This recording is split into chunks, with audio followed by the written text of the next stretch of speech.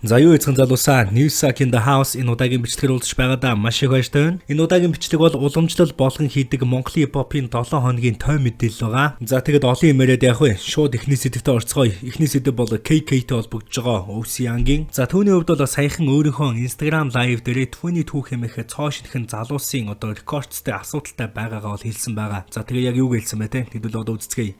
Lil Monkey тэгээд рэпер C буюу C-гийн flow буюу энэ тэргүүтээ хүмүүстэй 22 records гэдэг records байгаа. Lil Monkey бит хоёр хамт юм хийдэг байсан. Бит хоёр ямар ч ингэж асуудалгүй харилцаатай байсан бохгүй юу да. Тэгсэн чи харин намайг нэг жоохон ингэж болдгоо. Тэгээ би ч бас нөө тэр хүмүүсийн чи эргэн тойронд байгаа хүмүүс миний эргэн тойронд байдаг байхгүй юу. Тэгээ надад ирээч хэлээд байгаа байхгүй юу. Та чам ингэж байна. Тэгээд байна. Тэгээд ийсэн. Тэгэхээр нь зүгээр та нар чи ийм хүмүүс штэ гэд хэлсэн. Юу гэж задлж идэм бэ бро. Тэнхтэй байгаа штэ. Би одоо задаа мата хийхгүй. Тийм. Надад хамгийн сүүлд хийсэн задаанаас хойш задаан гэдэг зүйл маш золбин санагддаг болсон. Амар тэнэг зүйл юм бэлээ. Задаан ер нь бодоодсэн чинь. Үгүйсээ задаан мата хийхгүй. Чадахчгүй надад болж байна. Намайг чадвал ирээд заадаг гэд хэлээрээ. Чадахгүй. Дэйс чи чадахгүй. Юу гэж задаа хийж идэм бэ? Би чинь алдах юмтай хүн штэ.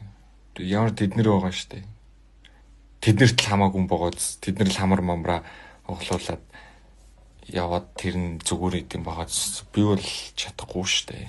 Үгүй дийслэлцэж мислэлцгүй. Надад бол чинь дийсмэс ч хийж чадахгүй. Ингээд нэг ам дээр байгаад байна л та. Харин зөөлхөн харин ингээд зүгээр байгаарай. Битгий надтай ингээд байгаарай. Тэгж болохгүй шүү. Та нар бол чадахгүй шүү гэдгийн зүгээр л бараг эвтэхнэр хэлсэн. Аливаалах ингээд эвтэхнэр хэлж байгаа шүү. Тэрнээс биш айлын алаг үрийг яах вэ? Муухай штэ. Хаамаагүй муухай үгээр хэлээд доромжлоод байх чинь тийм сайхан юм биш штэ. Түүний яаж байгааг нь сонсоход 22 хэмээх нэг рекордс байгаа юм байна. За тэрний Lil Monkey хэмээх залуутай өмнө хамтдаа KK юм хийдэг байсан байна л да. Гэтэл Lil Monkey хэмээх залуу нь KK-с тусдаа гарангуудаа те өөрийг нь ингэж янз бүрээр ингэж зүгээр байхад нь үдсэн. За тэнгуут нь эсрэгээр бол KK-тэй хариуг нь барьсан. Нэг иймэрхүү нэг маргаан болсон. За нэг иймэрхүү л одоо ситуацтай процесс юм ирж байна. KK өөрийнхөө нэгэн дуун дээр хүртэл саяхан мини миксийг хийсэн болохоор чамааг хүмүүс таньсан.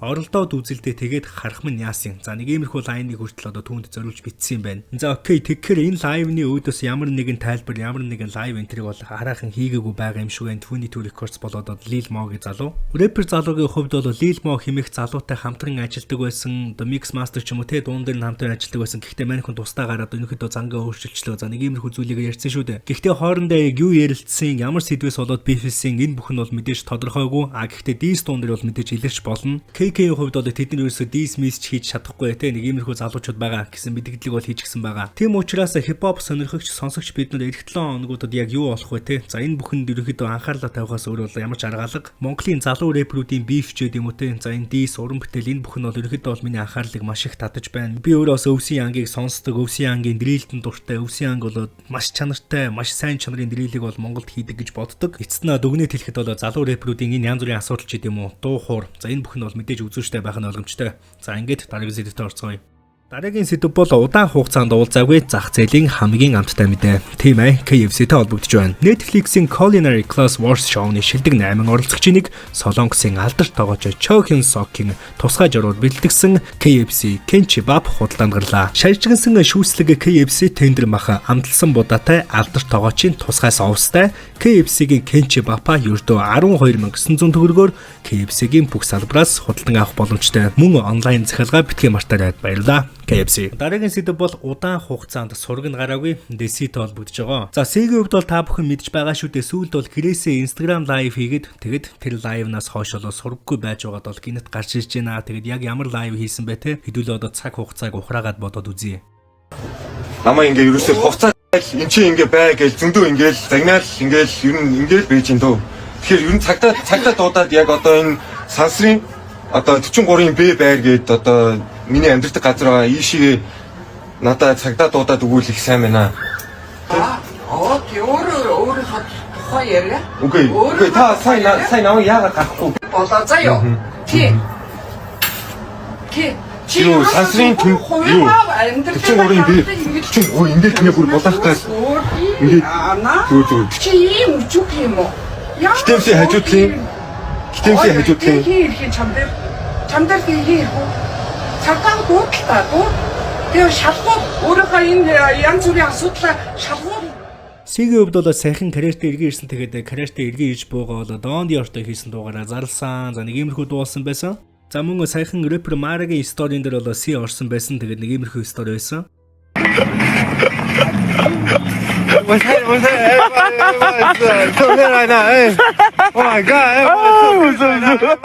Рэпер гэх юм уу, дуучин гэх юм уу, за Sega-ийн хувьд бол те урлаг уран бүтээлтэй ирж байгаа нь бол маш сайн хэрэг. Одоо бол цаа чин миний бодож байгаагаар урлаг уран бүтээлтэй илүү тууштай байх хаа. Гинт бол мэдээж алга болчихгүй байх. Хэцүү үеигээ даваад гарцсан байх, өөрийгөө ялцсан байх гэж одоогийн байдлаар яг би зүгээр дотроо тэгж таамаглаж байна. Мэдээж бүх зүйлийг цаг хугацаа харуулдаг үнэн байна уу, худлаа байна уу, зөв байна уу, буруу байна уу те. Харин үзэгч та Sega-ийн эргэн ирэлтэндээ яг ямархуу үзэл бодолтой байна вэ? Don Dior-тэй хийсэн дуу тань таалагдсан уу? Комент хэсэгт сэтгэлдээ бичээрэй. За дараагийн сэдэв бол Harmaf харгас хүчирхийллийн хомбо хэмээх залуутай холбогдож байна. Baby Nagi хувьд бол саяхан шинэ уран бүтээлээ цацсан юм байна. За тэгсэн чинь тэрийг нь бол Instagram story дээр хомбо оруулсан. Энэ бас айгүй funny. Та нарын охиныг яагаа хийцэн бэ писта? Та нарын энэ охинд битгий харт амих өгөөд байл да. За энэ тэгсэн чинь яг нөгөө шүн унтахгүй байна. Нойр асуудал болж цаяны хэсэг дээр нөөсөн. За хомбо яг яагаад Baby Nagi ингэж бичсэн юм болоо? Яг хөө миний бодож байгаагаар бол энэ дээр янз бүрийн таамаг дэвшүүлэхээсээ илүүтэйгээр Baby Nagi хомбо хоёр бол мэдээж хоорондоо янз бүрийн ямар ч асуудалгүй байх. Харин зүгээр л Baby Nagi шин дууг хомбо сонсоод өөрийнх нь цариуцч байд юм уу те янз бүрийн одоо лайнууд энэ мөртүүдийг харж байгаадаа зүгээр өөрийнхөө сэтгэлдлийг илэрхийлсэн баг. Мэдээж цаана янз бүрийн хувийн асуудал ч гэдэм үү хувийн ус хонзон тийм ерөөсөө байхгүй баха. Гэхдээ бүр нарийн мэдхгүй л дээ тийм үү. Үзэгч та юу гэж бодож байна? Хомбо яг яагаад Baby Nagi ингэж хэлсэн бэ? Комент хэсэгт та бүхэн сэтгэлдээ өвчээрэй мөн таамага. За дараагийн сэдэв бол рэпер Гинжинтэй холбогдож байгаа. За энэ сэдвнээс өмнө зарим нэгэн хүмүүс тандаад хэдэн үгийг хэлчихье гэж бодож байна. Энэ нь ямар хүмүүстэй зориулагдсан бэ гэхлээр чи дандаа л Гинжин ярих юм. Гинжинтэй хаалтын гэрээтэй юу? Чи үргэлж Гинжин гэж байхын та хоёр яг юу болсон юм бэ? За нэг иймэрхүү комент бичдэг хүмүүст зориулж байгаа шүү. За худалчхынд бол миний 10 базааны 8 дээр нь яг харахгүй рэпер Гинжин яригддаг. Нэгдүгээрт тэр хүн яригдах сонирхолтой зүйлийг бол байнга хийж идэг. Хоёрдугаар та нэг тийм мүлжүүртэй хүн гэдэг штэ те. Олон талаас нь ярихад аягүй сайн мүлжүүртэй, сэдв сайн олддог хүн. Гуравдугаарт бол би дуртай дуунуудад дуртай хувь хүнийг нь хүндэлдэг. Тэр бол үнэхээр хөдөлмөрч зантай. Би хөдөлмөрч занг нь хүндэлдэг. Хизэнээс ч би тууштай болоод хөдөлмөрч зантай хүмүүст маш их дуртай байсан анханасаа. За нэг иймэрхүү энгийн нэгэн шалтгаануудын үндсэн дээрээс би рэпер Гинжин одоо юу гэх юм байнга ярьдгаа гэх юм уу те. Энэ удаагийн сэдвч гэсэн түүний шин дуутай шууд холбогдож байгаа. I Stop-ийн Боги ахтай хийсэн дуу нь бол өнгөрсөн болоод энэ 7 хоногийн Mongolia Pop-ийн хамгийн эрэлттэй дуу болж байна. За яг ямар дуу болсныг нь та бүхэн мэдж байгаа учраас шууд Гинжингийн нэг лайнтай нь холбогдъё. Зарим нэг нь 40 рэпертэй үзэн өөрийнхөө сэрүүн зүудэнд. За нэг иймэрхүү лайн байсан. Энэ лайн хинтэй холбоотой вэ гэхлээр мэдээж Rocket Bay. Rocket Bay болон Гинжин энэ хоёр хүн бол мэдээж хувь хүний хооронд ямар нэгэн маргаан болоод ус хонзон байхгүй. Гэхдээ Гинжингийн сайн найз Flat-тай бифэлсэн. Ердөөсөө л асуудал юм.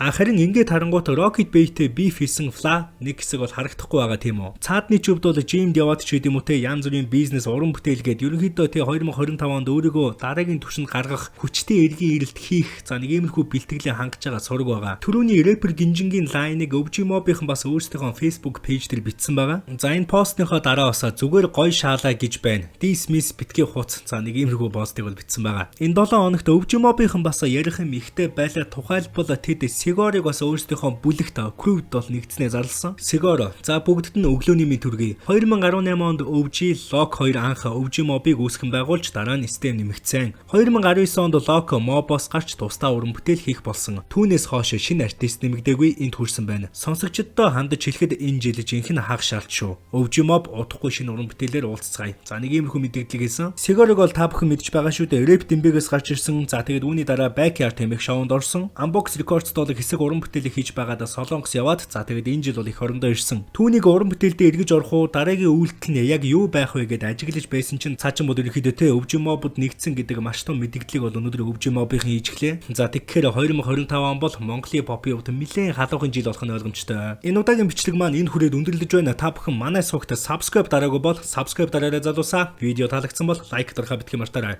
Сакаут түрээштэй үзэгчтэй.